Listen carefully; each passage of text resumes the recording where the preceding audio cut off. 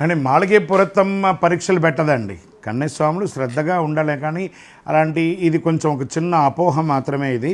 కానీ కన్యస్వామి యాత్ర కఠినంగా ఉంటుంది. అడుగడుగున పరీక్షలు ఉంటాయి. ఎందుకంటే తెలియకుండా నడిచేది కదా. ఒక దారి మనం నడుస్తూ ఉంటే చిన్నపిల్లలు పడి లేసి ఎలా చేస్తుంటారో అలా మల్టిపుల్ క్వశ్చన్స్ వాళ్ళకి వస్తూ ఉంటుంది. ఆ దీక్ష సమయంలో ఏవేవో ఆలోచనలు వస్తుంది.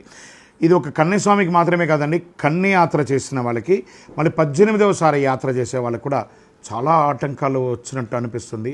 కానీ స్మూత్గా అన్నింటినీ తీర్చేస్తాడు అయ్యప్ప. ఇంకా మనల్ని స్ట్రాంగ్ చేయడానికి కోసమే. కానీ మాళిగే పురత్తమ్మకు కన్యస్వామి ఆటంకానికి సంబంధమే లేదు. అలాంటి అపోహలు ఏమైనా ఉంటే తీసేసేయండి. కన్యస్వామి అంటే స్వామికి చాలా ఇష్టమైనటువంటి వారు, చాలా ఇష్టమైనటువంటి వారండి కన్యస్వామి అంటే అయ్యప్ప. ఇంకా చాలామంది భోజనాలప్పుడు బాగా ఫోర్స్, కన్యస్వామి తిను తిను తిను అని చెప్పేసి వాళ్ళని ఫోర్స్ చేస్తారు. అలా ఎవరైనా కన్యస్వాములు ఎవరైనా ఫోర్స్ చేస్తే ఏం చేస్తారంటే, వాళ్ళని వడ్డించిన వాళ్ళని లాగి కింద కూర్చోబెట్టేసి ఆకులు మీరు లేసి వెళ్ళిపోండి. అప్పుడు ఆ నొప్పి ఏంటో వాళ్ళకి తెలుస్తుంది. మన సైజు చిన్న సైజు ఉంటుంది, ఎక్సో ఎల్లో XXL XXL ఉంటుంది. ఆ పొట్ట అంతే ఉంటుంది. కానీ కన్యస్వామి అవగానే బాణపొట్ట అయిపోదు. కాబట్టి ఎవరిని ఫోర్స్ చేయకూడదు.